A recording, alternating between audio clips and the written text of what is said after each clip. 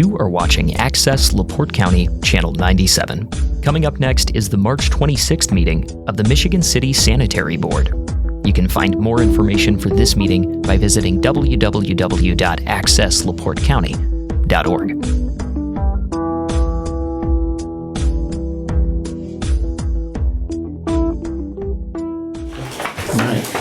Get started.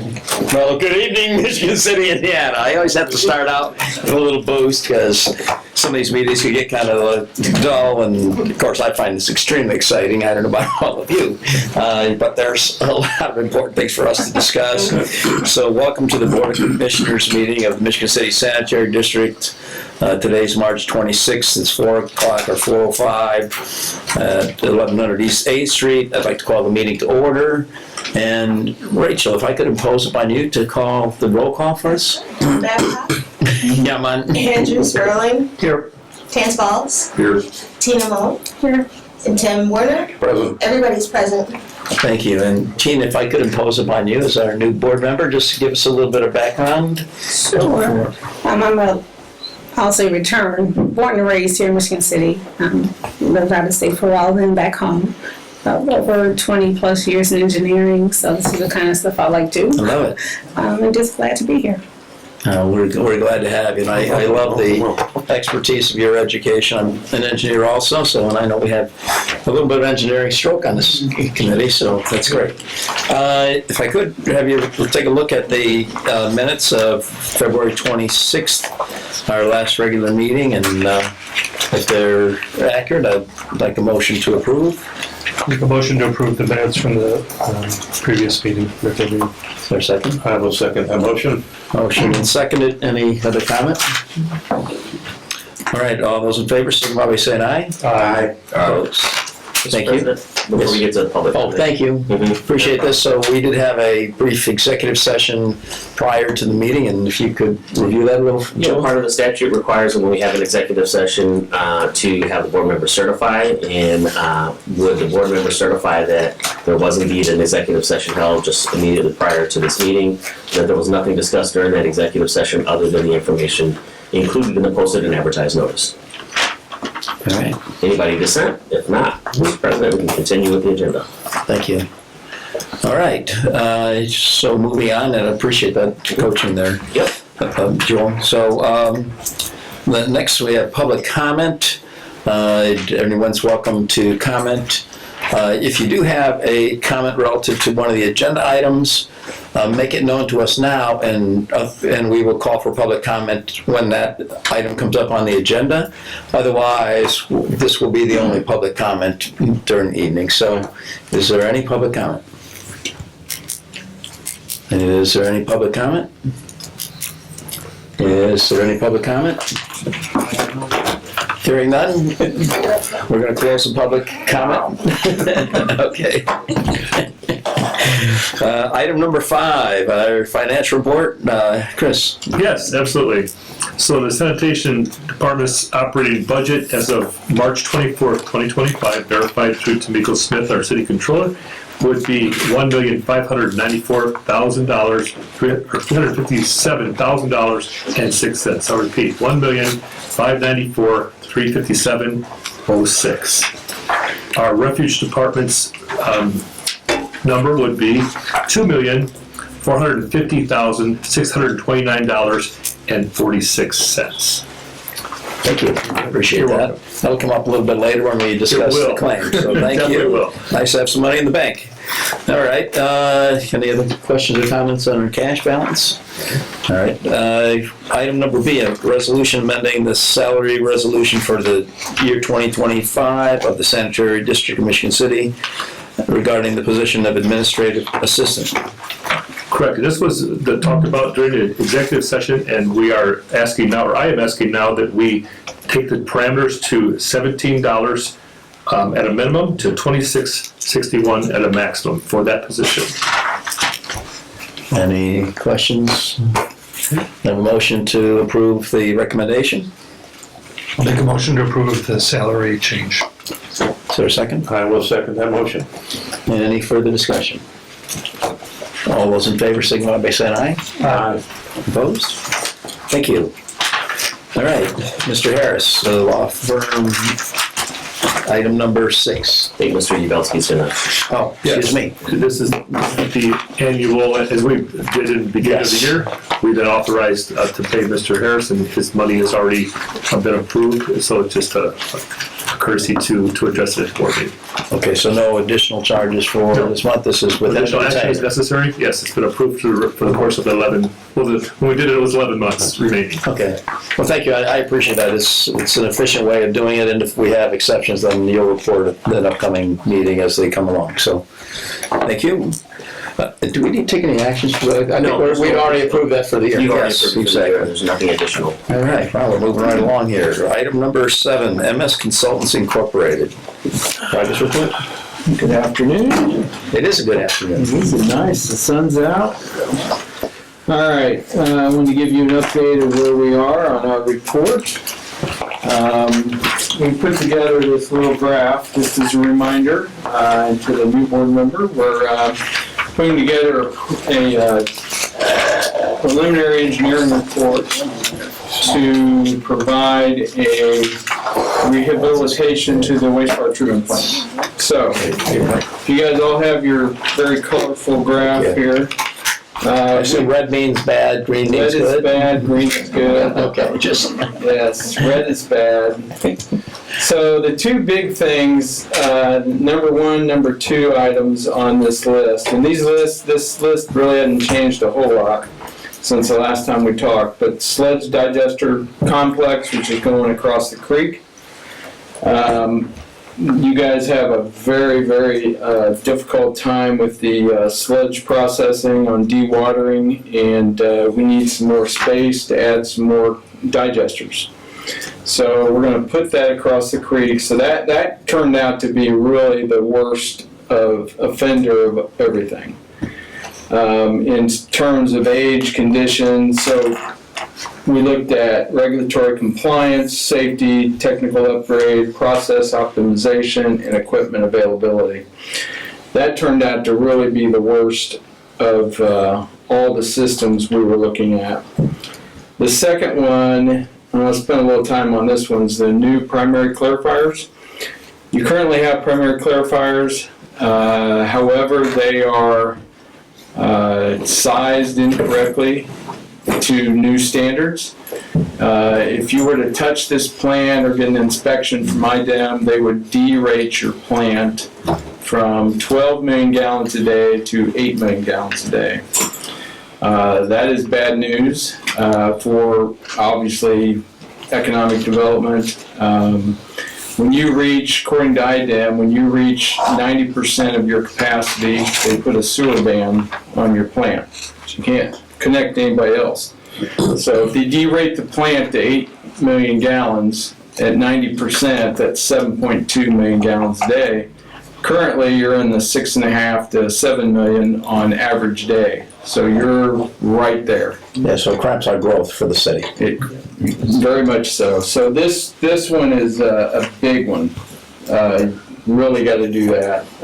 So let me back up just a second, if you don't mind. So I mentioned the red, green kind of thing. So like for example, under age, when it says 5, that doesn't mean 5 years old. That just means bad. Bad. Okay. Maybe 100 years old.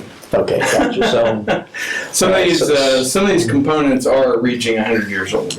okay, thank you. I just wanted to clarify that the columns are just a rating relative to good or bad. They're just a rating. And I'm not going to go through this whole thing. I'm just going to pick out a couple highlights. SCADA systems, another one that on a technical upgrade and equipment availability right now, your SCADA needs upgraded, and that's how SCADA is basically how you run the plant. And it allows Rhonda to sit at her desk and tweak things if they need to be tweaked, can read what kind of effluent we're getting, what kind of influent we're getting, things like that. So that's very, very important. The other items that we have on here, I want to jump down to UV disinfection. That is a big safety issue right now. You are doing 1-ton cylinders of chlorine gas. It's a hazardous chemical. There's a lot of cylinders just right over here in a building. What we are proposing, and we got a couple different options, but one of the things we're proposing is putting in UV lights. So which basically do, and it's amazing that this works, but this is a fantastic technology that somebody discovered 50 years ago, that you put banks of fluorescent lights, just like this, in the effluent, and it disinfects the sewage going into the creek. Instead of adding chlorine, and then you got to add dechlorination chemicals, you run it through a bank of lights, and it disinfects the sewage. So the chemical storage number 5 for regulatory compliance, is that because of our chlorine storage in that building? No, you're storing other. That's not the building where the chlorine is being stored. So there's other chemicals, and actually per IDEM regulations, that building's too small. So it's more a size issue than what's in there. It's a size issue. That is not a dangerous situation. So, but right now, so are we using UV now, or is this proposed to use UV? Proposed. Okay, so now we're using the chlorine gas We're and then using the chlorine. dechlorinization or whatever it is. Yeah. That's correct. Okay, thank you. Chlorine gas. There's also a couple stormwater projects on here that it's kind of hard to rank those. Now, those are important for other reasons. They don't really have a whole lot to do with the obviously age, condition. These are new things that maybe Jenny can talk a little bit about. The other thing on here is buildings. Let's talk a little bit about buildings. We sat in here a month ago with Wendy and Chris and Tim and everybody and Rhonda. And no, I don't think Tim was here. Tim didn't get to come to that meeting. I'm sorry, I missed it. It's okay. And we had some really great discussion.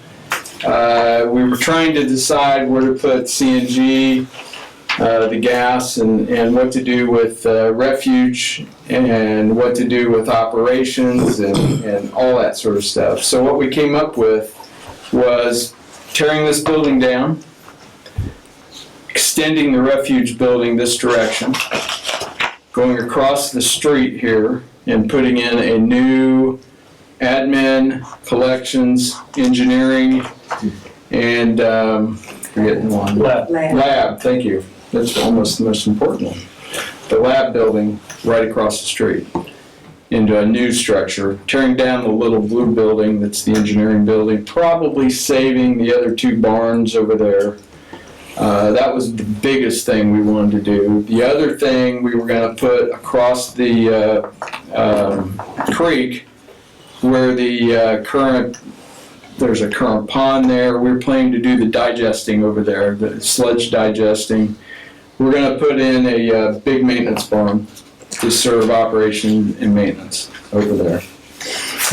To get to that, instead of driving through the neighborhood, one of the things you'll see on this, let me jump to this little map. One of the things you'll see on this map is a bridge. We've estimated a bridge to go across the creek so that you don't have to go through the neighborhood. It's a 1-lane bridge.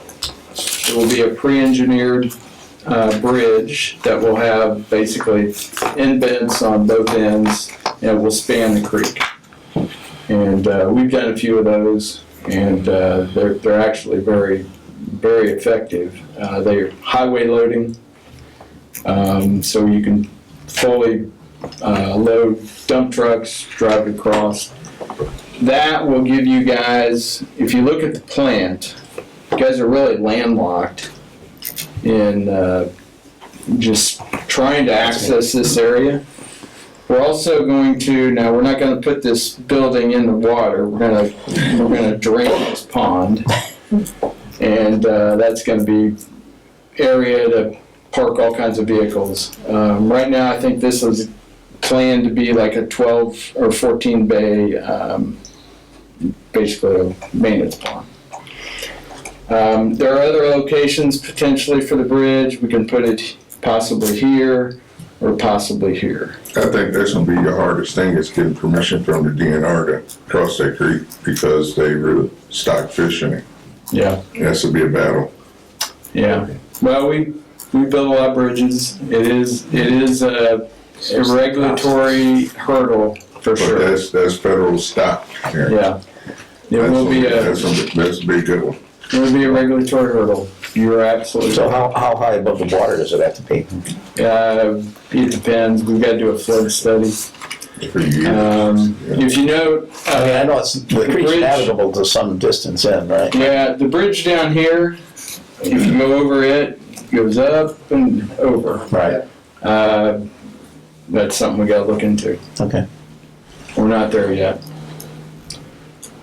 Jenny, you want to talk a little bit about the stormwater? There's really two stormwater projects in there. I'll talk about one of them because that's part of your presentation. But if you recall the vertical turbine of the Monon station, those vertical turbine pumps, we did a repair on them back in July or August of the casing. Okay, They're past their useful life, but they're $130,000 a piece. Because they're large vertical turbines, you gotta pull them out with a crane and everything else. So that is to replace those pumps. Because if you don't have those, that whole neighborhood is subject to the opportunity for flooding. So that was the first one. And the other one was completing the Lafayette Parker separation area and outfall. And then Al will talk about that a little bit more when. We'll talk about that now. We're going to do the SRF thing first. Yeah, we'll hold off on that for Yeah. later. Thank you. All right. Okay. Does anybody have any questions on what we're doing or this? so I did have a question relative to when you talked about the building across the street here. Whether, but I think you kind of answered if you're going to put a bridge there. But I was wondering whether vacating the street was of any value. This building, the one across the street here? Yeah. Yeah, that was much discussion. Yes. Wasn't it, Wendy? Yes. And, you know, one of the things we thought of was the safety of the lab personnel. Right now, it's way in the back. It really needs to be with everyone. And that was one of the things. We wanted to do the engineering, but guys in this office, that was one of the things really Chris was pushing. And we thought about putting it out this door. If you've been back here, there's not a lot of room back here, and the roof lines are crazy. This building, there's a confluence of the roofs and all the gutter kind of back here in this corner. We kind of wanted to stay away from that. So we thought let's combine them all. Let's put them across the way. Refuge really needs to be extended a little bit here, and that kind of eats into this building. So, But the point I was making though, it's probably not a good idea to vacate the street right here. I don't think so. I mean, I think you need that access. Okay, just. Yeah, you need that access. I mean, if you think about it, I mean, this bridge is not going to be obviously for public use. Yeah, that's what I was saying. So I was going to suggest consideration vacating the street, but the bridge, more or less, obviously you can't have a bridge to nowhere. Well, I guess we don't want one. No, and the other thing is, you know, we've got this trail that kind of dissects the entire plant that we kind of Sure. got to keep going. Okay. So it's a challenging site, to say the least. Any other questions on that? Because I got a couple other things real quick. Okay. We, as I've mentioned before, we have a deadline to submit to SRF as a funding application. That deadline is Monday, the 31st. We plan to probably submit this Friday. In order to do so, I need a cover letter signed, and I need the application signed. And I'll need board motion to sign the application. The application, there is no obligation. You're not applying for a loan here. You're applying for consideration of a loan. And what they will do is they will score you based on several factors. It's a very competitive loan program. one of the big things they look at is what your current rates are. And you will probably not score very well on that because your rates are low.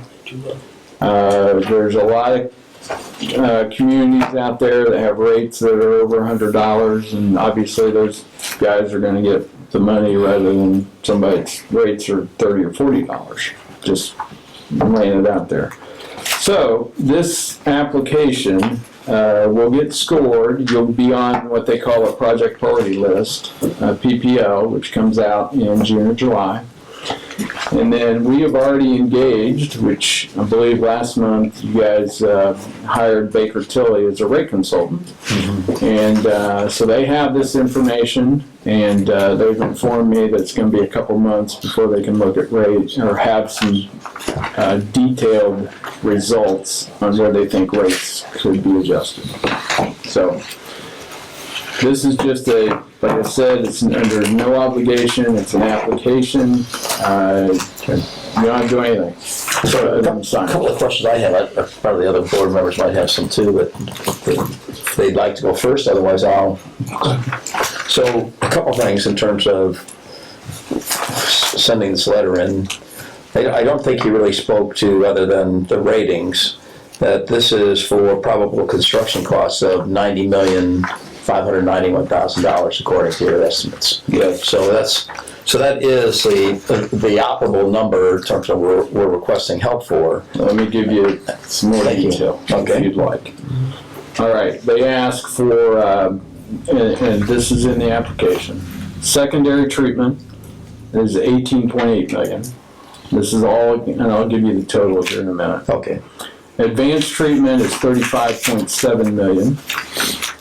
That includes the secondary treatments, some of the clarifying. The advanced treatment is typically your sludge holding and sludge digesting.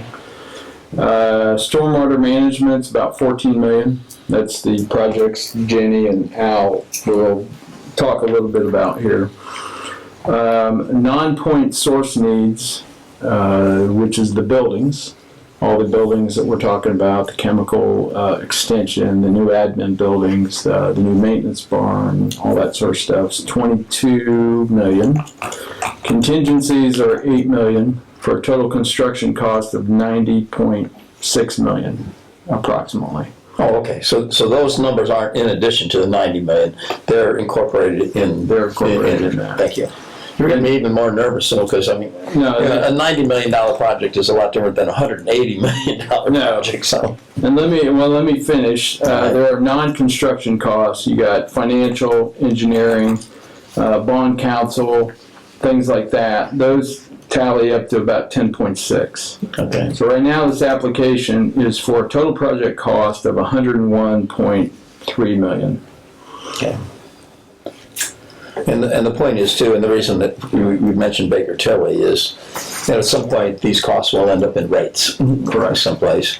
And so I was a little confused when you said because our rates were lower than others, and people with higher rates actually have a better chance, I would think, because I would hope that because we have lower rates, that we have an opportunity to increase our rates and still be below the average to pay off whatever the bond is. Correct. So, okay. Correct. Absolutely. All right. That's how they look at it. They used to give grant money. Grant money's really dried up the last year, and then upcoming years they don't see a whole lot of grant money. They wouldn't even give grant money to any community unless your rates were $85 or more. So. All right. Other questions from the board? So I'm assuming we need to take action specifically in forwarding this goes to IDEM or? SRF, which is an arm of IDEM. It's the financing arm of IDEM. And we're authorizing Chris to sign for us, is that it? I think I've got... Do I need to sign, I guess?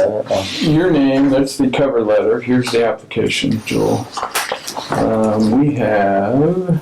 You're one of the president. It would be for approval of the submission of the application. Right, that's my point. On the application itself, it'll be Chris, right? No, that's what I was just checking. Oh, okay. Find out if you're authorizing Chris to sign, but you're signing, so. So it would be just for submission of the application. 100 millionaire. Yeah. Right. All right. So I guess if there isn't any further discussion, or do we need to hear Al's stuff first? Yes, you can if you like, but Let's we just can get vote the on scope that of the whole later. thing though, so, because you're part of the 100 million, right? Yes. Yes. Let's get the whole picture out here in front of us first, please. So we do have another. Thank you, by the way, it's very helpful. I think I might move it over here, so. Sure. Then we can kind of see it better.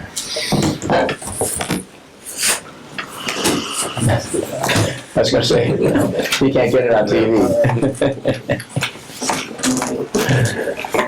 I've seen it already, and it'd be better. Why don't you come back to the Michigan City?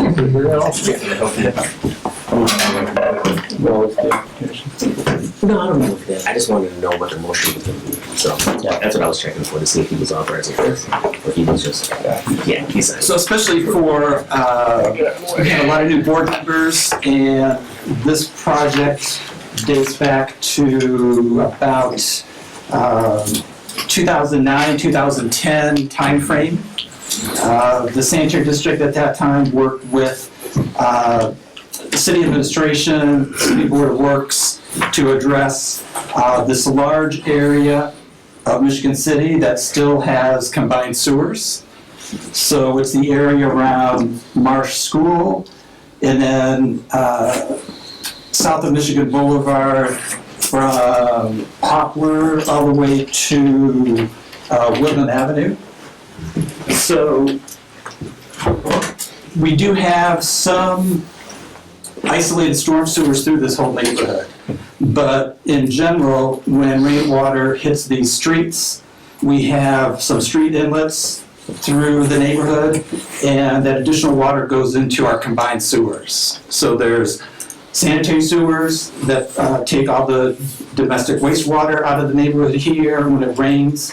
Additional water goes into those sewers, and there's a potential for surcharge, basement backups, standing water in the street. So if you look back into the 1950s and 60s, Michigan City was 100% combined sewers, but the city started making investments in the 1960s to separate sewers. So right now, about 97% of all the original combined sewers have been separated. And this is the largest remaining neighborhood in Michigan City that has combined sewers. So the Board of Works authorized back in the late 2000s to construct a new stormwater interceptor on Lafayette Street and then take that directly to Trail Creek. And the location of this is critical because we have the old Cheney Run, a ditch that used to run past the school administration building on Carroll Avenue. It used to be an open ditch that was piped with a 78-inch pipe underground, and it takes water all the way from the west side of the city. So the west side of the city goes into big sewers, comes under Franklin Street, continues past Queen of All Saints School, past the administration building into Trail Creek. So we have this neighborhood here immediately adjacent to a 78-inch storm sewer. However, with all the storm water coming from the west side of town, there's not enough capacity in the 78-inch sewer to take this additional stormwater flow. So what the city decided back in the late 2000s was, as we install this new major 78-inch diameter storm interceptor under Lafayette, all the waste, the stormwater coming from the west side of town will be rerouted into this new outfall. So all the water from the west side of town will now go through the Lafayette Barker outfall. Some components of the Lafayette Barker area will be added to that as well. And by decoupling this west side stormwater, we can then take all of these shaded areas right into the adjacent 78-inch sewer. So what we work with them as consultants on is we built this section in yellow here under Lafayette. We tunneled under Lafayette Street, tunneled down 8th Street, and then we stopped here. So in the application we're making before due today, we're looking to do this last connection to Trail Creek, what we're calling the Lafayette Barker outfall. Once that connection's made, then we can start connecting some of these adjacent streets to Lafayette into that new outfall. This outfall design is difficult due to poor soil conditions along Trail Creek. So it's a low area, poor soils. Currently, if we wanted to run, the design is to have a 4-foot by 8-foot concrete box to take the 78-inch stormwater discharge to the creek. To be able to support that on these poor soils, we'll have to cast in place piles deep into the ground to support that pipe. But we're working with Christopher Burke to potentially move this further east. This is an area that could be developed. We're talking with Skylar York, the redevelopment director, about development possibilities there. We met with Wendy, Tim Werner yesterday about aspects of the project. So we're looking to relocate the outfall and come up with a different design where instead of one major 8x4 concrete box, we might have multiple smaller conduits to the creek and maybe a shallow depressed area where we can overland flow through like a bioswale and then reduce the capacity of water going through conduits and have like a little stormwater feature, an open stormwater garden. And then we would have less loading on the poor soils and save some costs that way. So if we can find an acceptable engineering solution to move this further east, reduce the cost of the outfall within that $7.5 million, then we might have money left over to start trying to connect some of the local streets to the Lafayette Archer. So we're excited about the chance of finally, we have significant amount of pipe in place. We need an outfall. We can start separating sewers and then start addressing this last neighborhood that still has combined sewers. Any questions or comments? My 2 cents, it sounds like a great plan. I do have a couple questions. One, I just want to make it clear to the public that, especially when you're going to connect to Trail Creek, this is just stormwater. This is not combined sewer water. Stormwater only, yes. Thank you. And a question relative to that, before it hits the creek, do we have any level of pre-treatment required or? Yes, we'll have to go through again the DNR item for permitting through that. That's why one of the plans was to have a water quality structure underneath the road of 8th Street. But that's, again, a big structure, may require piling. So we're looking at these alternate methods to maybe do some green infrastructure to do water quality. We may look at some aqua swirl, like hydrodynamic separators that are pretty common. We have several of those in Michigan City already. So there are different types of either water quality treatment units we can use or some of the green infrastructure. Those are some of the discussions we're having, as quickly as we can to try and come up with a final solution here. Well, even though it's stormwater, you do have some oil on the street, some other things that could be in the flow. Right. So I'm glad to hear that. Then I guess maybe not my last question, but at least one more question. At one point, we had, at least there was some controversy relative to the Barker Lafayette sewer project, water storm sewer. And at one point, the solution, at least in part, to get some value out of it was to actually have the pipe itself be kind of a retention area. Are we doing anything with that, or did that just go by the wayside? The Redevelopment Commission worked with Housing Associates to look at kind of using this as a deep tunnel storage, and we have information on that, and we have cost. We wanted to see how quickly we can get this final direct outfall designed, funded, and built, to not have to go that route to buy pumps and have a pumping system, because this is all underground. If we did storage here, where we would have to put a stormwater pump station to pump it to the creek, so there would be costs associated with that. And then looking at the store, even though this is a long section and it's a large diameter pipe, 70-inch pipe, it'll fill up pretty quickly in like a 10-year design storm for the area. So it has been looked at. We haven't ruled it out, but we're kind of put that on hold until we get a final answer. Okay, so how we can solve that. It's a great hope, but it hasn't quite been realized. It's still under consideration, but we haven't made a decision to go with it or not go with it at this point. But we do have the documentation of that study. I guess I do have another question. Sure. Comment. So you mentioned 97% is separated. Does this get us to 100, or are we still a percent short? Or It where are will we? not get us to 100. There's small couple streets here and there on the west side. We did a Lincoln Avenue project, sewer project, about a year and a half ago. As part of that project, we did some bioretention along the street to kind of do a little bit of sewer separation there. But this is the largest contiguous area where there are storm sewers, and it could be problematic during really big storms. Well, from a cost standpoint, the separation really aids in how much volume is actually going through the plant to be treated, right? So Correct. we'd like to keep it separated so the storm water with a mild amount of treatment goes into the creek, and the rest gets the heavy-duty stuff before we do anything with it. And that's a good point to bring up, as you heard the discussion earlier about the rating of the plant.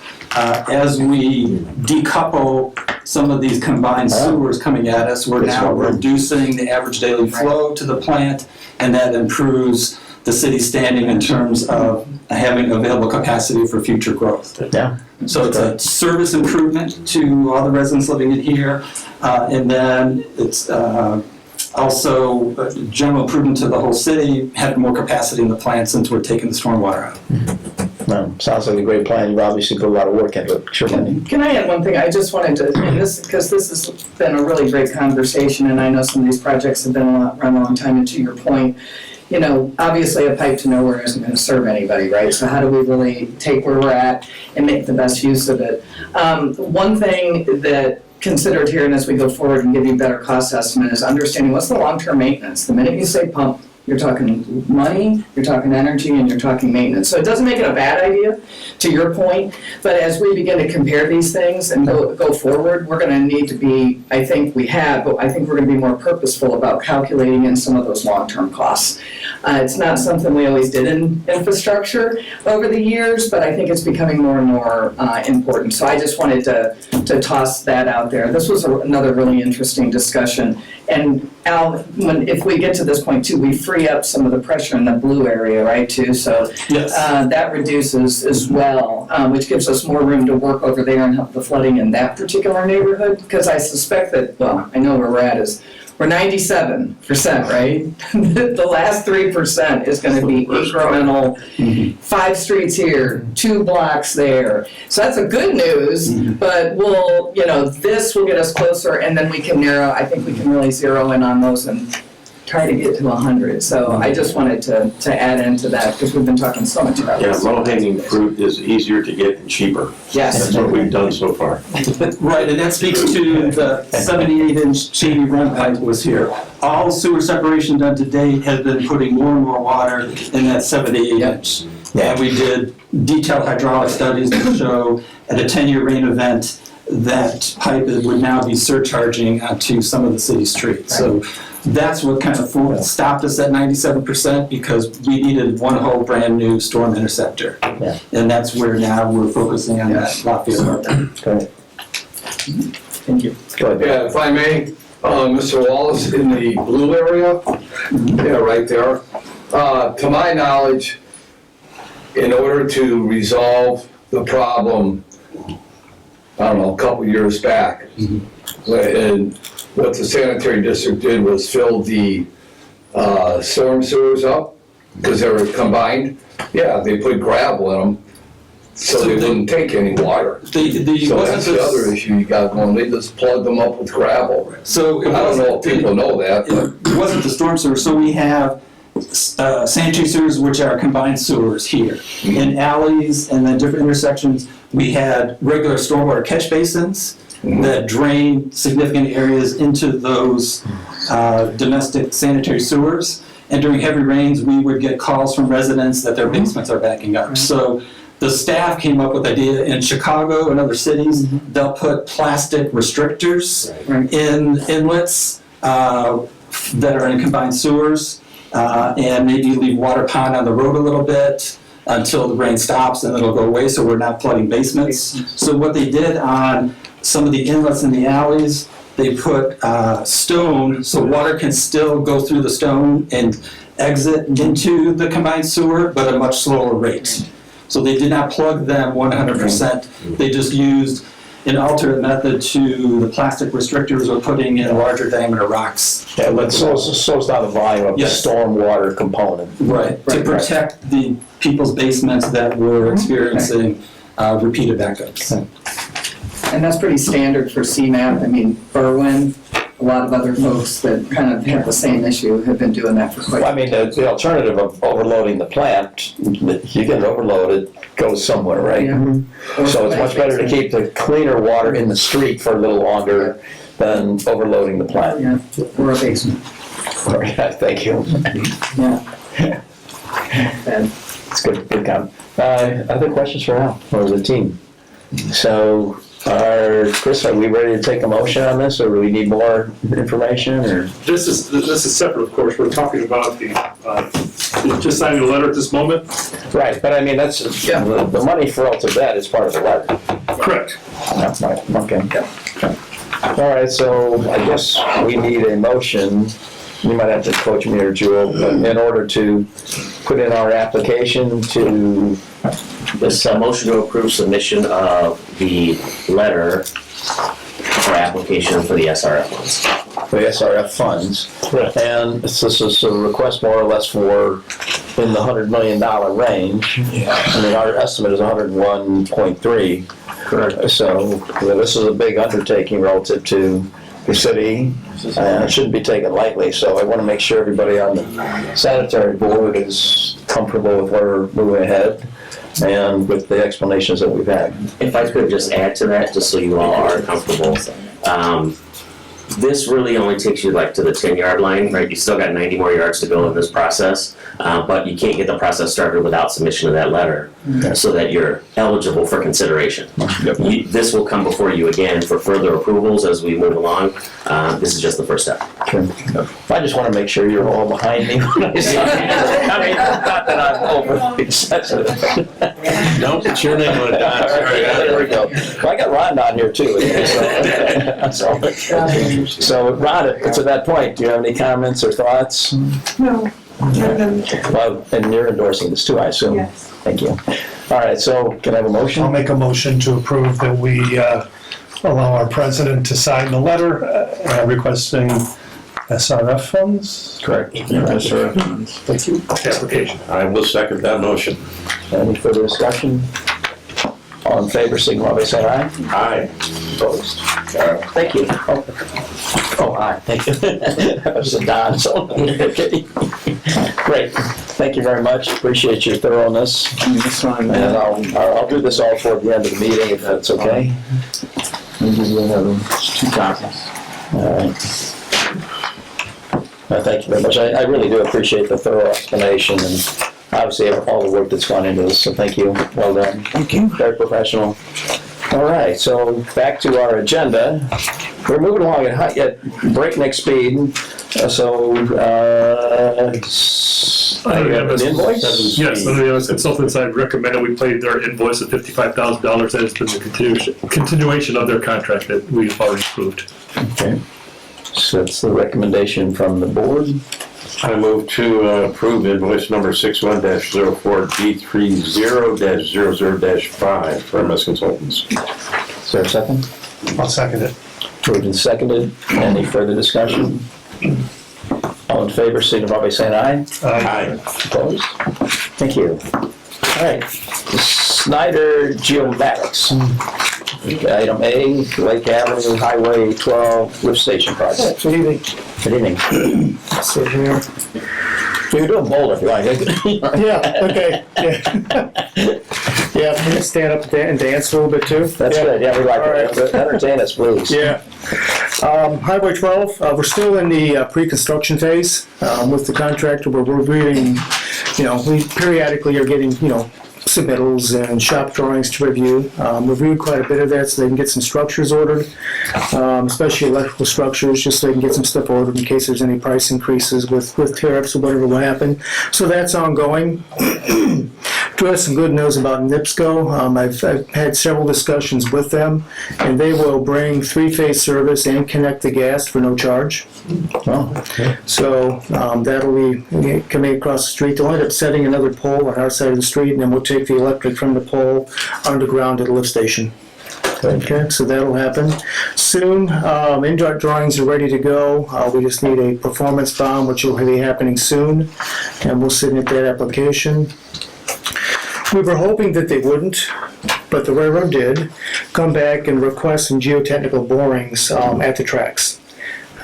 So I am coordinating to make that happen. Again, because it's a railroad, there's certain requirements and certain certifications and things that, you know, people need to have.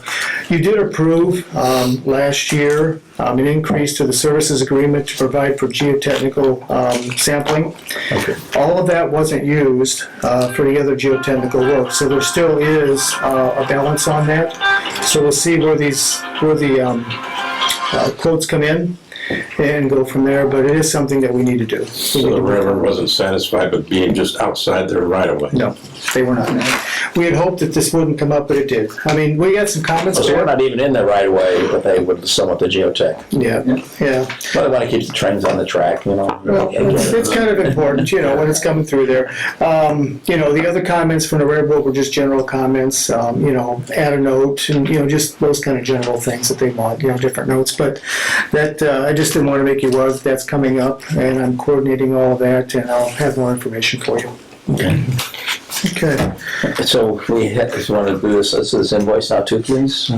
We can, yes, absolutely. I guess for that portion, so your recommendation, Chris? So my recommendation would be to pay the invoice of $9,246.25. Pleasure of the board? Sure, I'll make a motion to approve invoice 195692 for payment.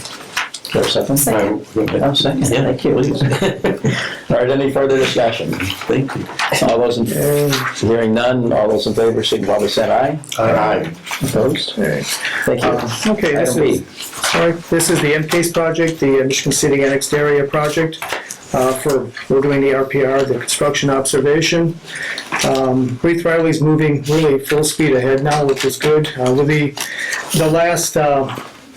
the last thing that we needed in order to move full speed ahead was the release of the item regulatory permit for work in the wetlands. That we have that now, it's been released. So since that time, they've moved forward. They'd start at the beginning of the project with a very deep manhole around an existing sewer, about 17 feet deep. There was water down there. It involved some pumping, and that manhole's in. And as of this afternoon, when I was out there, they had pipe extended to the second manhole, which is about 240 foot of pipe. We're having, you know, daily observation multiple times a day, bi-weekly progress meetings with all the stakeholders. So a couple questions, I guess, if you don't mind. Sure. So is this on farmland or is it easily seen by the public? This is actually, this is between the GAF building and facility, and then right off of Mott's Parkway, there's GAF, and then Chester's building a new building back there against the railroad tracks. It's in that corridor between the railroad tracks and those buildings. Okay, so this is our industrial park on the outside. Okay, I just like the public to know where we're doing this stuff at. So. Yeah, it's up in that location. So unless they travel down Mott's Parkway to get to one of those, you know, facilities back there, they're not going to see it. Thank you. Now, the contractor did run into, for part of that length, it's about a 240-foot length between manholes at the beginning of the project. For approximately 140 foot, they did run into some soil that wasn't suitable for pipe bedding, that needed some work. So we have issued a work change directive for that. The repair, or the remedy was to undercut about 18 inches to 24 inches, replace it with stone for the pipe bedding and compact it, put some fabric underneath. That's been working very well. Now that they've gotten to that next manhole, it appears that they're out of that situation, because you got to remember too, right where they've been working is where the wetland was. It's right in that area, so it held water. And the pipe also, that was the bottom of the pipe, so the pipe's coming up, so it's getting out of the water and out of those soil conditions. So hopefully we're out of that, but there has been a work change directive issued. I do have copies for you, and I can actually even pass these out and show you where the where that condition is. I'll pass those out. Well, I mean, you described it very well, so. Right, but if you want these for, Sure. and maybe you have this already, I'm not sure. Yeah, Tim, do you need this? Yeah, I got them from John. Did he? Yeah, sure. Thank you. Yeah, and if anyone's been back there by GAF, there's kind of a loading dock back there on a rail that they have. I don't know if we want to put this on the screen for a second for anybody to see where it's at. Is that many guys, the alcohol? Okay, all right. Well, but what I'm indicating here, really, very beginning of the project, this is the GAF facility, so it's right behind that GAF parking lot and loading dock. Okay. In terms of the whole project, it's a very small amount of area. I mean, this is the entire project. This is the cemetery, this is GAF. It's just a little minor spot up on top there at the beginning of the project. We will be working with a contractor to prepare a change order. Once we know, again, have measurements on the exact limits and know what the quantities are going to be able to prepare a change order that we can get to the board. Okay. And I assume the change order, since we had a couple conversation on this before, Chris, change orders ultimately approved by you at some point and then comes to us or not? The change order is approved by you. Okay. And the preliminary, if it has to be done in an emergency situation, it gets approved, then brought to the board for your signature after the fact. Okay. So this is we have time. This isn't an emergency situation. Okay, thank you. Yeah, because the process is that, not slow the contractor down, we issue a work change directive. Got it. Make you aware, make staff aware of this work change directive so that the project doesn't stop, and then prepare the change order to bring to you. Thank you. Okay. So I just wanted you to be aware of that. Scheduling on this project, this did put them a few days behind, but nothing that's really going to hold them up or I think have changed substantial completion at all. They'll catch up now that they're in a little bit better soil condition. What kind of soil do we hit back there? It was like just a silty clay, so it was soft, and in there's different layers of soil, and there's that silty clay on top of clay, and then the water sits on that clay and runs through, and that's what they ran into. And then pumping that water down, once they got the stone around the pipe and then pumped the water down, that really helped the conditions by the time they got to that next manhole. Cool. All right. But the project, in terms of substantial completion, it's end of October for a completion date. But they expect to be to Highway 20, which is by the cemetery, mid to end of May. Okay. Right. All right. All right, so when an invoice related to this piece? For this piece, yes. So my recommendation would be to pay Schneider Geometric $9,940 and no cents. $9,940 and no cents. Pleasure of the board. I'll make a motion to approve invoice number 195691 in the amount of $9,940 and no cents. Is there a second? Seconded. Thank you. Any further discussion? All those in favor, signify by saying aye. Aye. Opposed? All right, thank you. Well, and I believe that they no longer have signal or connection, so. Okay. Well, we can either wait for the signal or you can describe it verbally. I can describe it verbally. Yeah, that's fine. Just to give you an update on Birch Tree Farms. Thank you. We completed a topography. We had an invoice for that last month and approved it. We're now into a conceptual design phase. And just for new board members too, with this project, this is on the east side of town, north of 12 at Moore Road. There is there's some condominiums, and then on the south, on the lake for Long Beach Country Club, there's a development called Birch Tree Farms, and over housing development. There were some drainage issues in there, even at Birch Tree and then further south where the condominiums are, everything just kind of drains into that neighborhood. There's a new proposed development too up on the railroad tracks on Birch Tree Drive called the Moore.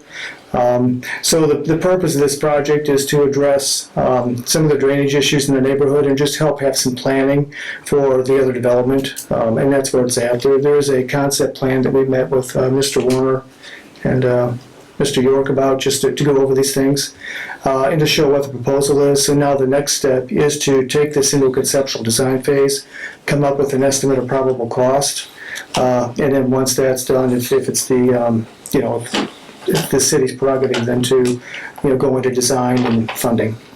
Okay? Sure, and when you say that, the question is always who's going to pay, right? Right. So the expectation that's the negotiation for a different group, probably Right. specifically, whether it's the rerun commission or the planning commission or city council. Correct. In some place, how much city funds we want to put into the drainage effort, right? Correct.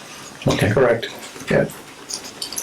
Right now our goal is to come up with how to address it and how much it's going to cost. Okay. Thank you. Well, I mean, obviously, we want to do the right things to support development, but there does need to be a balance in terms of who's taking what risk. So. Yeah, and there are the issues typically out there. There's some intersections currently that fill up with water in the rain. There's some backyards that take on water, things like that in that area. So sure. Okay. Appreciate your work. Any other questions for John? All right. Thanks. Thank you. I appreciate your thoroughness again and a good summary. And thank you for trying to keep us all up to speed. Sure. What we're doing. Thank you. No problem. Appreciate it. Thank you. All right. Item number 9, surplus video equipment.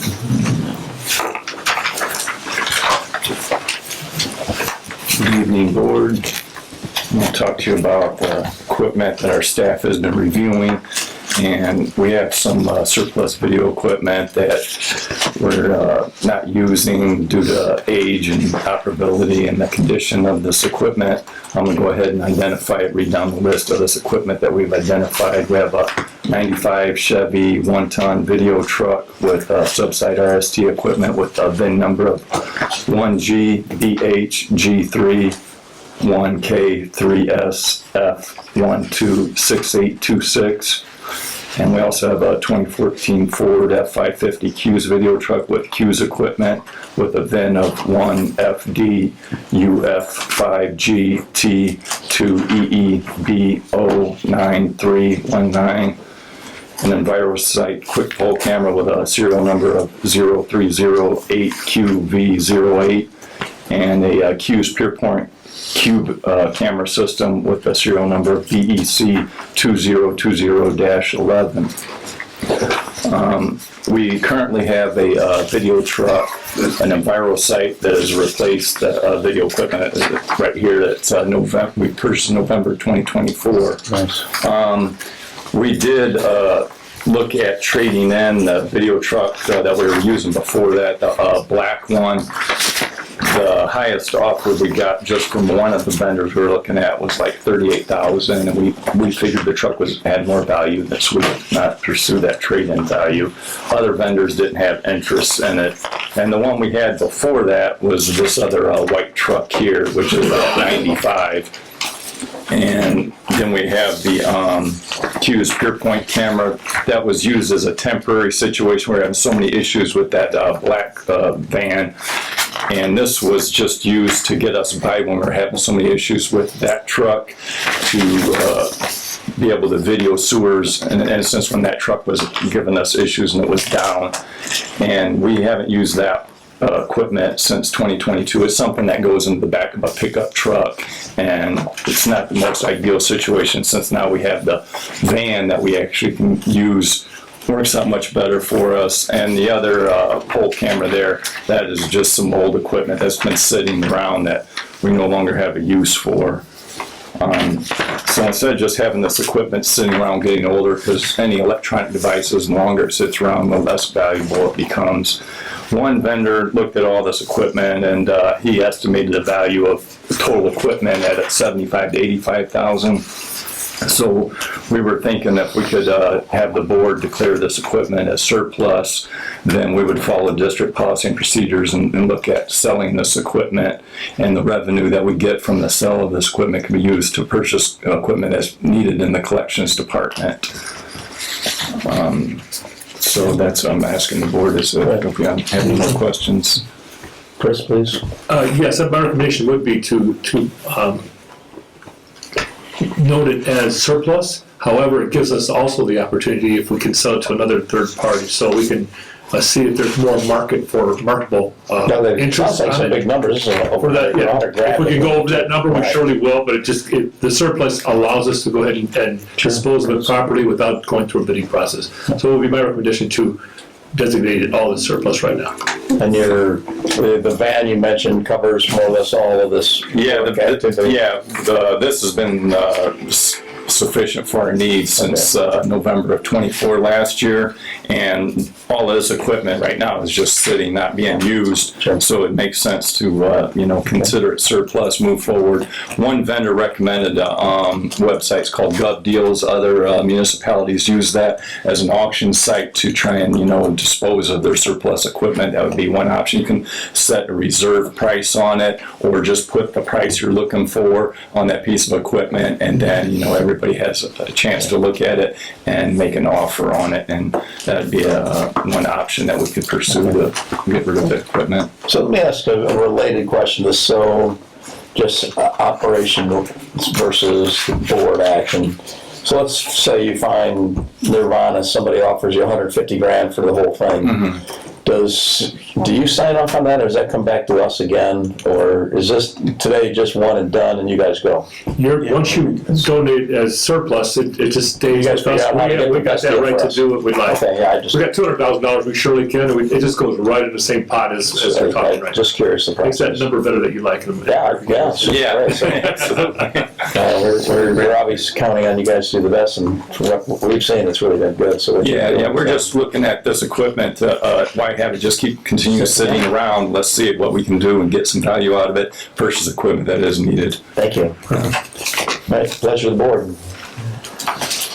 I'll make a motion to state these 4 pieces of equipment, as Josh mentioned, as surplus equipment. Second? Second. Any further discussion? All those in favor, signify by saying aye. Aye. Opposed? Thank you. Well done. Thanks, Appreciate it. All right. I think it's time for your report, Chris. Yes. Item number 10. For those in the audience, we only have 15 items, so. I'll keep it as short as I possibly can. So one of my first projects that we have come up with is the US 421 and 300 North Lift Station.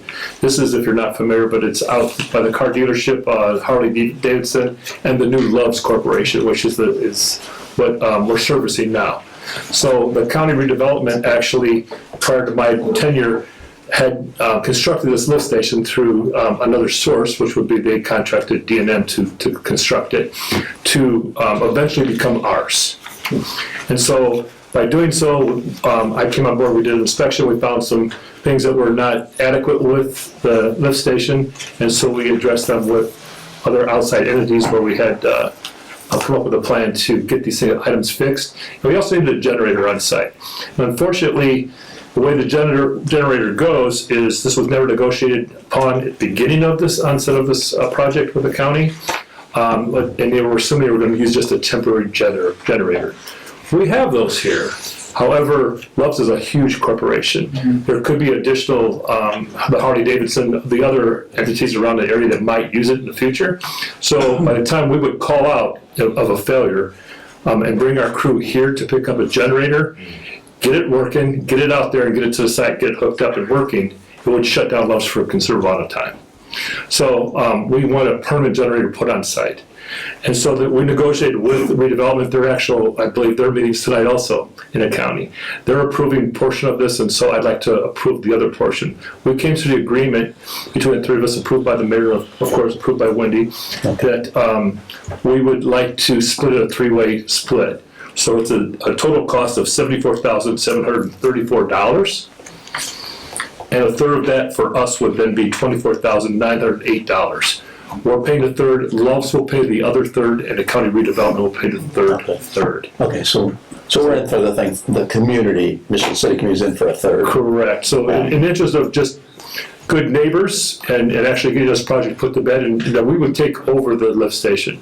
Since it's been built, we still gather the funds that are associated to the lift station, because as they sell the water to them, that's what the numbers we use to generate our funds that we return right now. Oh, so even the 74,000 our 24,000 is going to be covered more or less in rates. I believe so. We've got then we'll have what they call, they'll put a meter there, a flow meter. Yeah. The flow meter is on site there too, so we'll then meter what we're taking in from them, so we even get a better exact rate. Yeah. But right now we're using the water department, so we have been gaining since it has been built for the last couple of years. Okay. So I'd like to adopt this eventually, and by doing so, we need to pay the $24,000 if you guys would approve that. That's my recommendation. So that meter on the north side of 94 is just like a backup meter now to verify the meter that's going in at the station now? No, the meter will be, it's located at the corner of Cleveland, but at the intersection of Cleveland and 400. So I don't think that was his question, though. No, because when we crossed 94 several years ago with that casing for the force main to come through, there's a meter on the north side of I-94 at the end of 950 West. Correct. Is that no longer going to be in service? Okay. So the new one, which will be associated over there at Cleveland, where Cleveland dead ends into 400, which is one more road over, that's where that new meter will be, or it is located now. So once that's turned on and operable, that also will take on going down 300 towards the east. You can turn on 900 also, so that all the homes there are accessible to have laterals put to their homes. We would gain all of that monies too. So that's all set up for future homes that we would also gather as this project that the county paid for. So it was a $5 million project by the county initially, and we're just getting the proceeds of it at this point.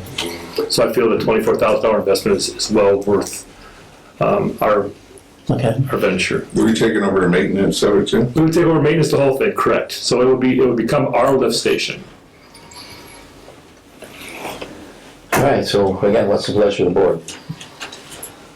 Just looking for approval for our third portion of the $74,000 generator, I believe it is. It would be, our portion would be $24,908. I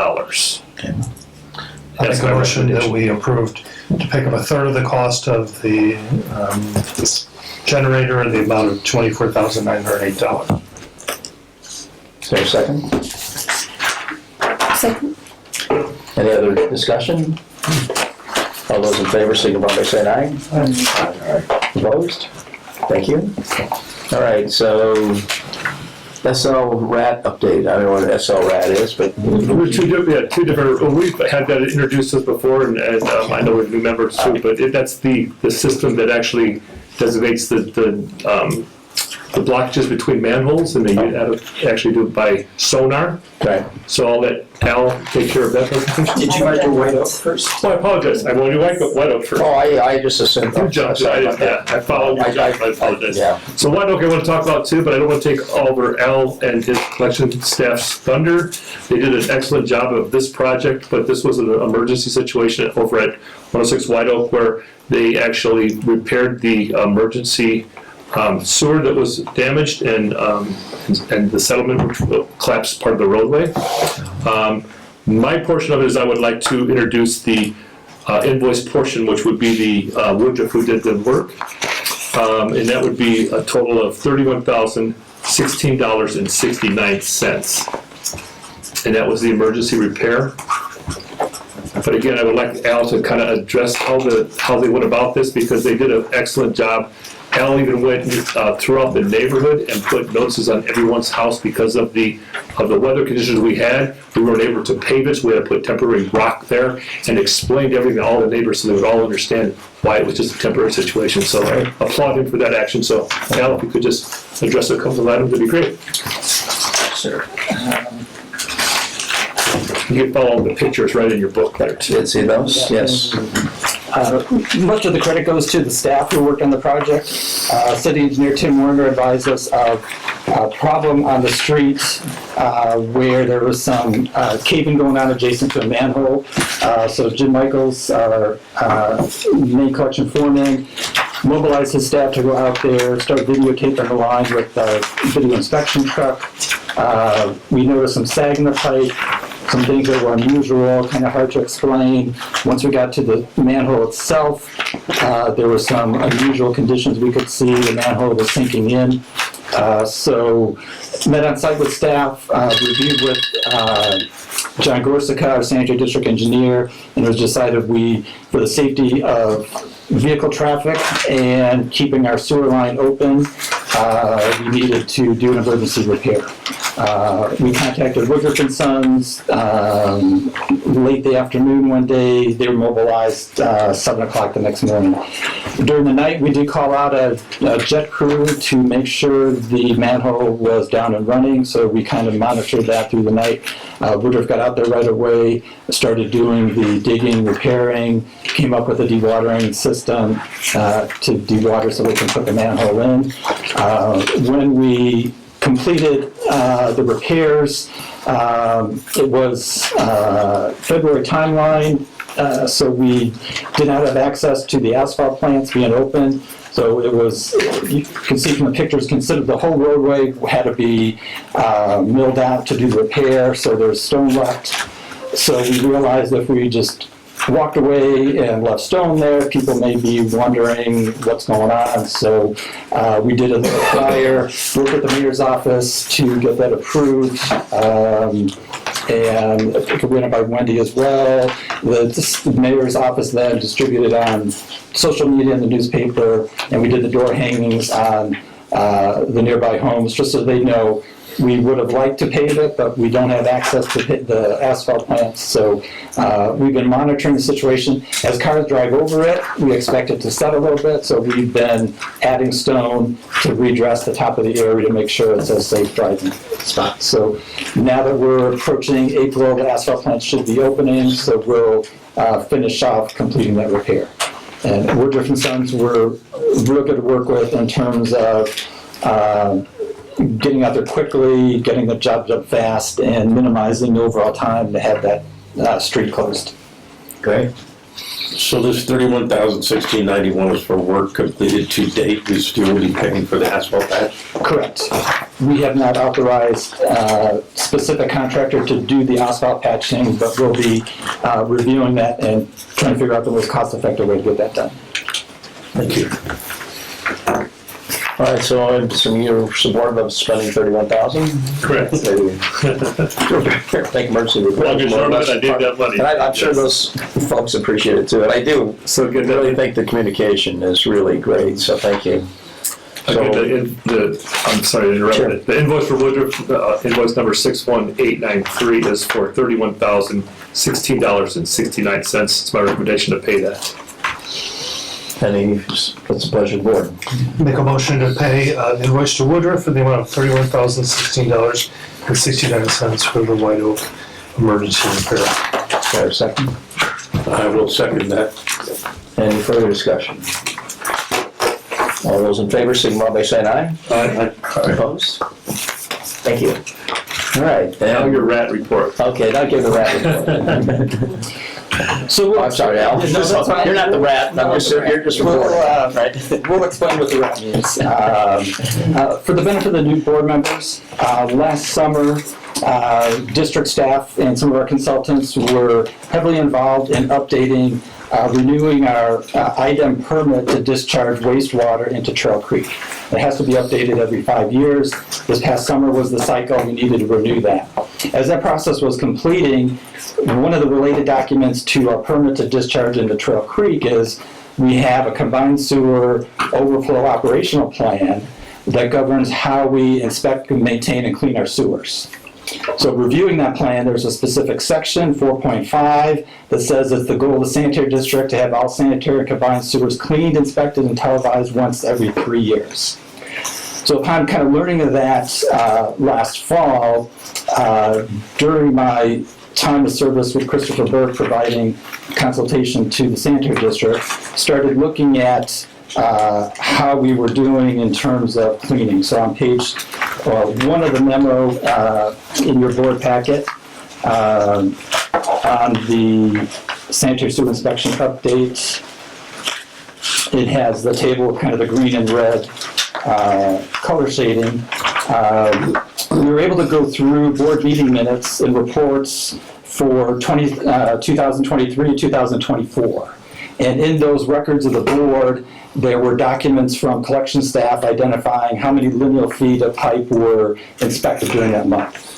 So when we added up the data we had available for 23 and 24, we came up with a total of 56,000 and some change lineal feet inspected over a 16-month period. So that was the equivalent of about 3,500 feet per month. Yearly equivalent 42,000 equals 8 miles. We have 156 miles of 18-inch and under sewers in our system. So at a rate of 8 miles per year, we were in about a 20-year inspection cycle to get things done. So kind of looking at those numbers, and there's certain things in 23 and 24 that were problematic in inspecting sewers. The video truck was down for several months.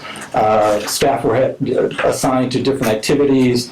So there are some mitigating circumstances of why those numbers are as they were.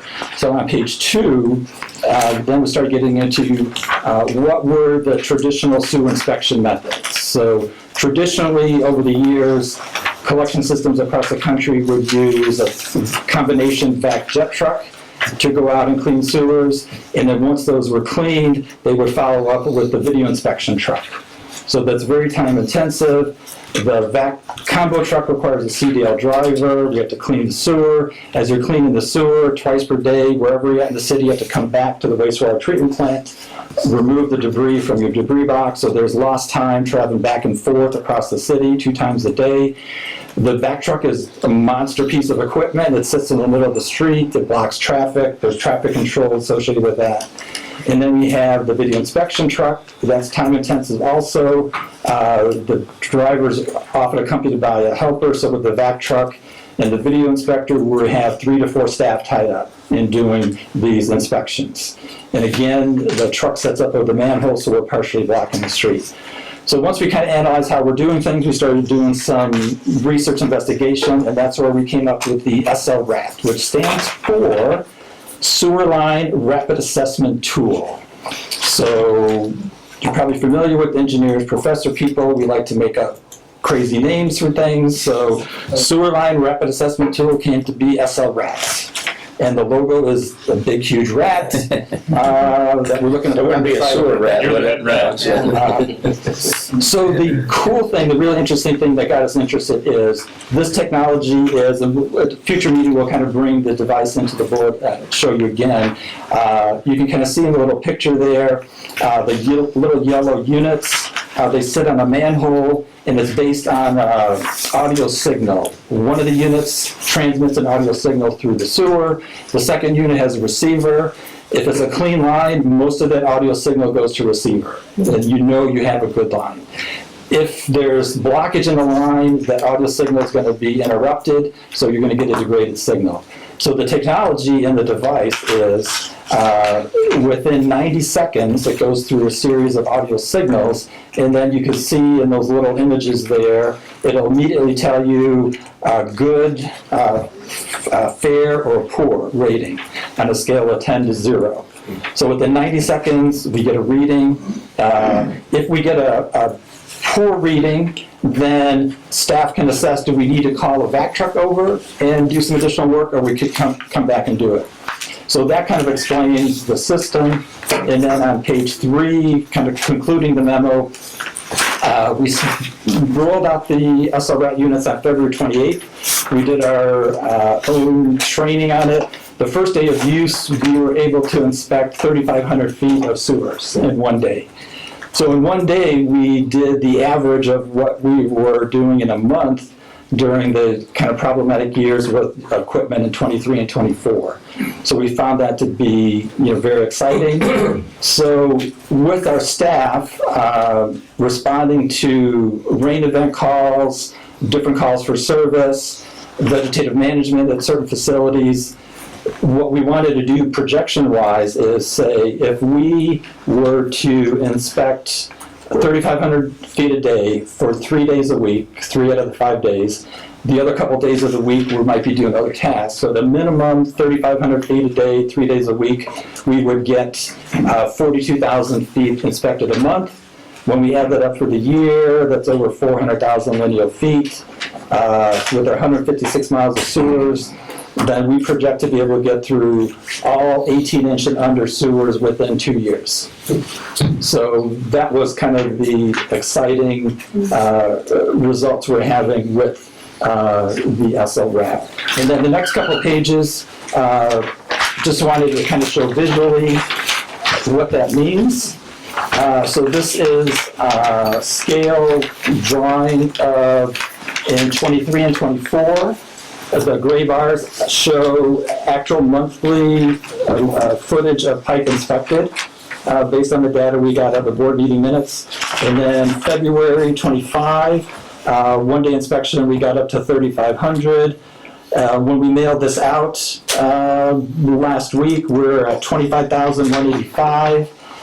Checking the data today before the meeting, end of business today, 3/26, we're at 40,639 feet. 1,500, 1,600 feet or so short of our 42,000 foot target. Now we've got 3 days left in the month. Earlier this week, we had our best results ever. We started out in the Washington Park area, Franklin Street area with the bridge down. We thought we would go to the area first so we don't have to deal with traffic on Franklin Street, traffic in Washington Park. There's a lot of short segments there. There's some segments difficult to get to, so that's how we were at the 3,500 foot mark. This week we're more traditional north, south, east, west street grids.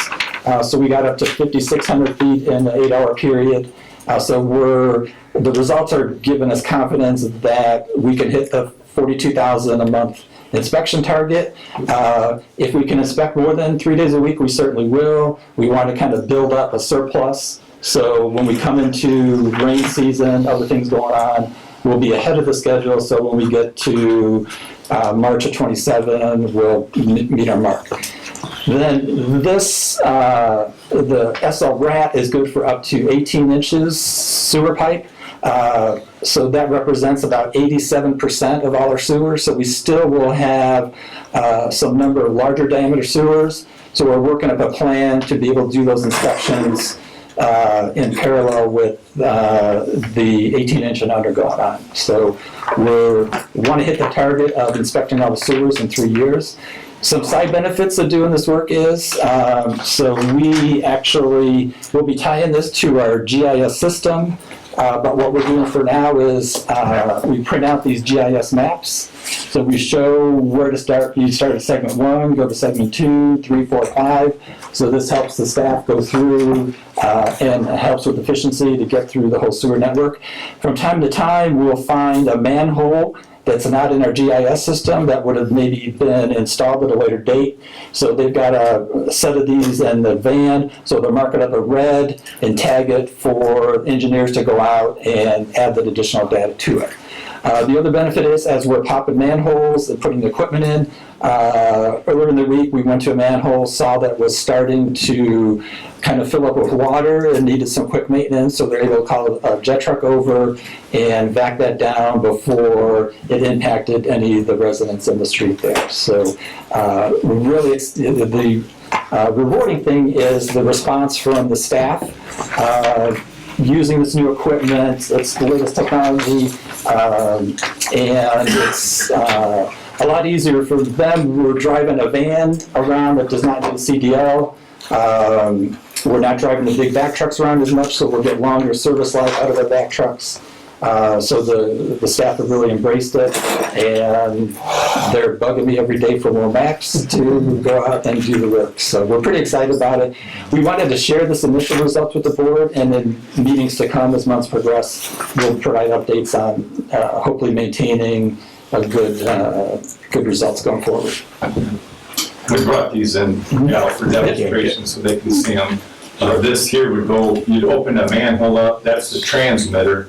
Well, the first thing in the morning, back up, what you'll do is bring the devices out of your van, turn them on, and then they have to sync the satellite signal so we can get GPS coordinates, so it'll work with the mapping system for our sewers, so you'll know where these are positioned, and Al provides us with the maps. We'll put the transmitter at one manhole, this is a microphone receiver at the other manhole, and it'll send acoustic signals to the receiving device. And like he stated earlier, it'll determine whether it's a good or fair or poor condition, depending on the signal that's able to pass through that pipe. And we're able to identify areas that we need to address quicker than before. We were just, picking an area on a map of Michigan City. We'll just go out and clean this, whether it needed cleaning or not, just cleaning it, video inspecting it. This will be a better tool for us moving forward. Well, it's very impressive. So is this regular storm or regular sewer or just storm? Sanitary and combined sewers. Wow. Okay, so you can do everything with this thing. That's 18-inch diameter. Yeah, okay, got that. Pipe, right?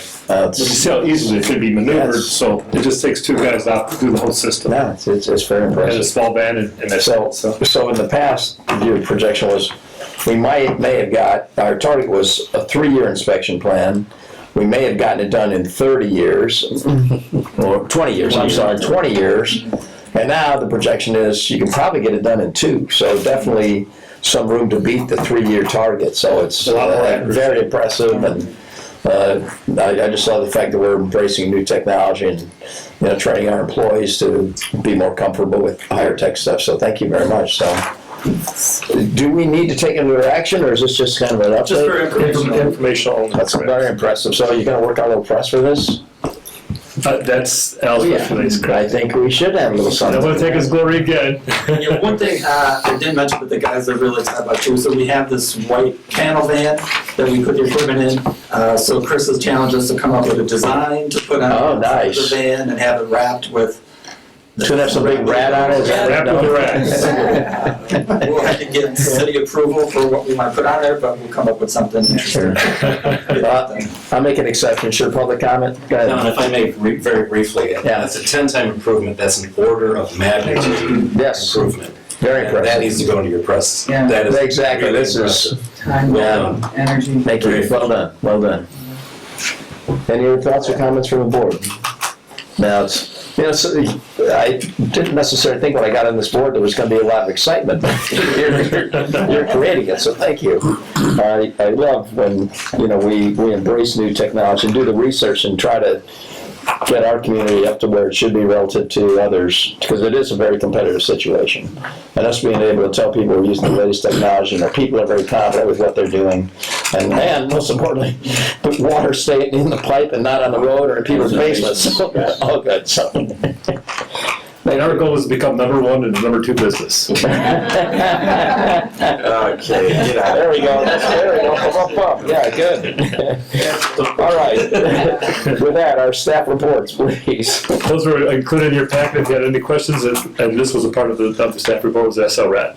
Just a quick question for me on Jim Michael's report. He talks about maintaining stream and pond water management facility, weekly garbage pickup, but he didn't mention the restrooms. How are we handling the maintenance of those restrooms? I know we closed the one at the south end. Correct, and it still remains closed. So the south side is closed at this time because of the winter season, so we only kept the north portion open. The walking track is kind of walk at your own risk, and that's what we did through the winter season also.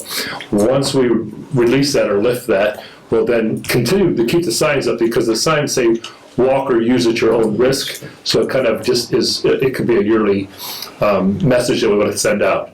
Both restrooms will be opened up and maintained by our staff, which is the collection staff, and it's done both. There's women and men on both sides of the park. Right. So it'll be opened up fully come spring. Wonderful. And we'll just make the determination upon when weather hits nice. Okay, thank you. It's going to align with our new sculpture that's going to go down there, right? Correct. We approved that last month, I think, so. All right, we have something for anything else in your report? No. And then item 12, revenue and tax levy claims for payment. And I'll refer you back to the numbers that we mentioned earlier in the report that Chris went over for us. Our operating fund of $1.6 million and our refuge fund of $2.45 million. So you might go over the claims document. Correct. So the claims document, Sanitary District would be $725,725.27.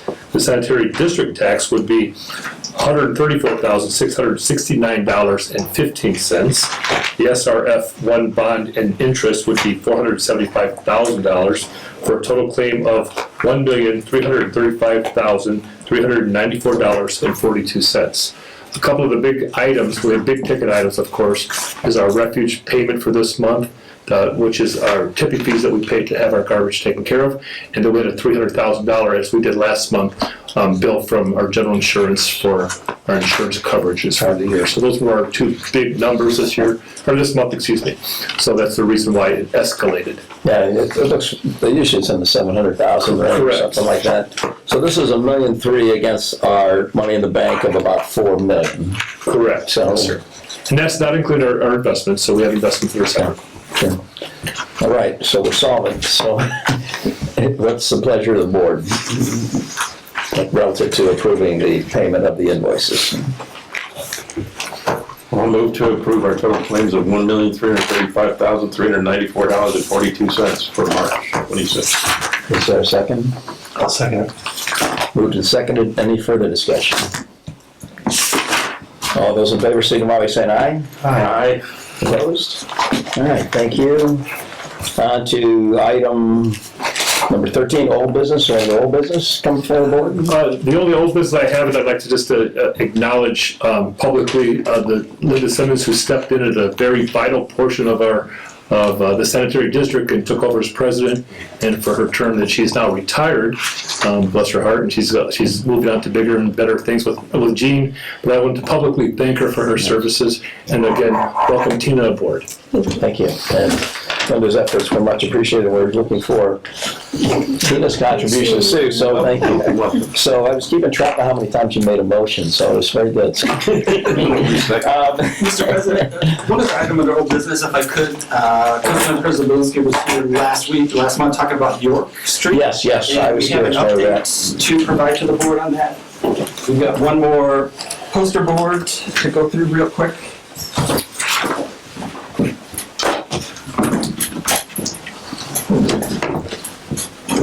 And relevant to our discussion we had earlier on Lafayette Barker and combined sewers and trying to address that situation. So the topic was brought up last month about York Street from Maine all the way down to Barker. So here we have from the LaPorte County Beacon GIS system, the parcels. York is Brick Street, which is mandated by city ordinance to stay at Brick Street. There have been different pavings at some of the intersections that interrupted the Brick Street, and that's causing some problems. So there's a total, Main Street up here, north of Main, there have been some improvements made. Most of these 6 blocks has any number of existing conditions in the right-of-way. Some of it is vegetated, some of it is stone, some of it might be paved. Different conditions, cars parked all different kind of ways there. So it was, brought to attention of the board that this last block from Main North, there had been angle parking put in and some paving in there. So cars are using that. There was a suggestion to see if we could use this same model for the remaining 6 blocks here. This last block by Marsh School, that was redone about 2019 timeframe. The whole Brick Street was redone, all the bricks were removed, concrete base was put down, sand was placed on the concrete and the bricks were relaid, and then there was parking on both sides, so that block is done there.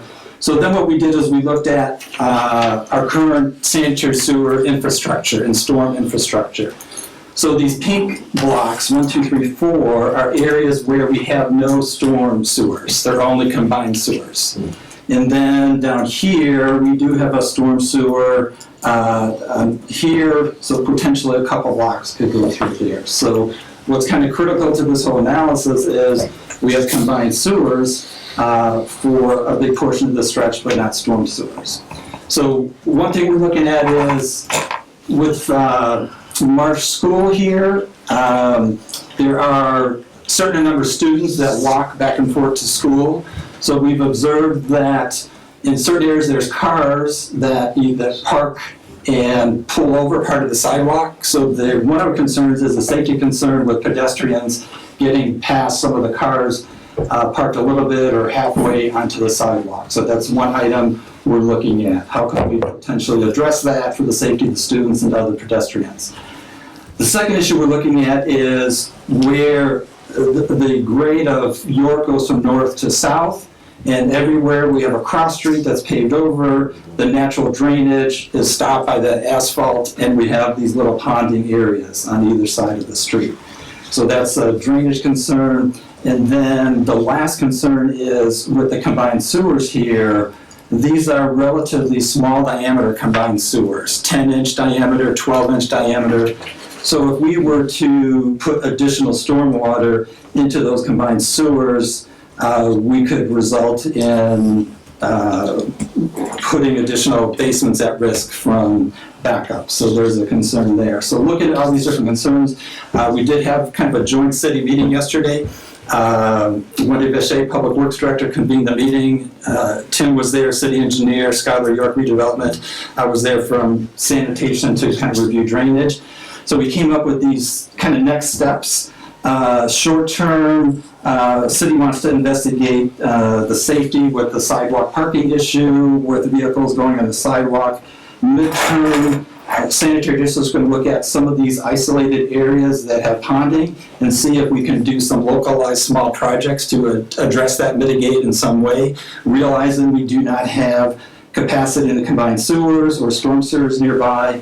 There might be some low impact development type things we can do there. And then long term, thirdly, we're looking at the Lafayette Barker interceptor, so we can do that. It's only 1 block away, so we can do that storm sewer separation. So we just wanted to kind of give the update for Councilman President Walensky that city team met to kind of review those items, and we'll keep bringing updates to the board at future meetings. But that's our plan for now. So this is part of the 1% that's not going into the 97%, well, the 97% plus our new improvements, right? So yeah, so yeah, these are one of those pockets. This would be addressed by that Lafayette Barker project. Yeah. Good. Any questions for Tom? All right, and any other? I'm sorry, Don. No, I just want to thank the board, Mr. Wallace, Chris, Wendy, for taking this suggestion seriously, going out, taking a look at it, and coming up with some short-term resolutions, mid-term resolutions, and hopefully get this taken care of. And one of my philosophies is, I know we want to take care of everything north of 11th Street and make everything beautiful in the downtown area, but there are still neighborhoods in Michigan City where people live.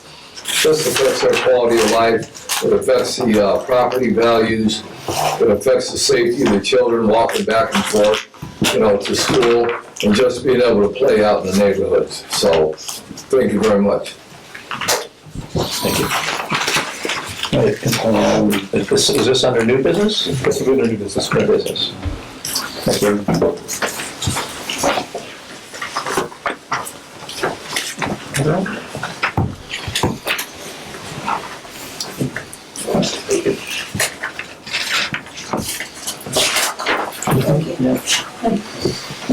Just wanted to thank you, Councilman, for bringing that to our attention too. Thank you. Go ahead, Chris. We had an emergency situation arise most recently, and we discussed this briefly in the executive session, but we have what our biosolids that we take in, of course, and we have to distribute those legally every year, twice a year, so once in the fall, once in the spring. In the fall, we had public biosciences are the sludge that we get from the number 2. Just for better, that is okay. For the simple layman's explanation. So as we get those solids, they have to be distributed and are used as fertilizer, of course. We have a contract that we've had for years with Malecki Farms, which is in Wanata, Indiana. His season is rapidly approaching. He has requested that he needs to have this sooner than later. He is our only real contact to take all of our biosolids at one time. So we want to continue that relationship with them. So that's why the emergency situation arose. So By doing so, we have to have a truck from here, which is our lagoon side, which we talked about earlier. It has to go from the lagoon over to Wanata. So we want to, and it falls within my guidelines, so we're approximately $10,500-ish, depending on the total tonnage. So we don't know that number yet. So once we do, I'd like permission to proceed with that in an emergency type of situation, to sign this contract with GE Marshall to do the trucking that we utilize in the spring under their previous terms of contract, but they've raised their rate just a little bit. By doing so, though, we also put out, because it's emergency, to two other firms here locally who both have not responded to this request for bid. So we did our due diligence by putting it out, but now we would like permission to go ahead and contract with GE Marshall for this transportation. And part of the issue is your estimate for relatively to the disposal is it's going to be above your signature, Absolutely, of $10,000. It's at that That's right at the edge, tipping so. point, correct. So to get it done now and quickly as possible, it will not make our next meeting. So I'd like to do it quickly. Thank you. All right, so we have a request in front of us. What's the pleasure of the board? I'll make a motion to approve the ability to have Chris sign off on the disposal of our biosolids. For a second? Second.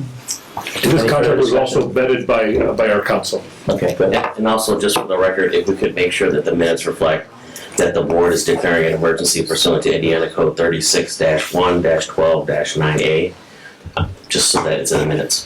Yeah, thanks. Thank you. Any other discussion?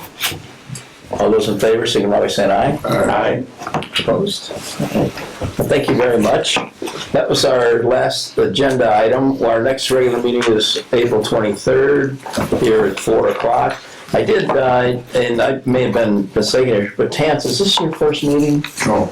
Okay. I just wanted to give you a second if you wanted to, because I remember, I was at, but you get a little bit of your background. Born and raised in Michigan City, 150 operator. Still live here, raising 2 kids, and want to give my all to the city. Thank you. Appreciate you putting the time in on board. All right, a motion to adjourn unless there's something else? Move to adjourn. Second? We're adjourned. Thank you.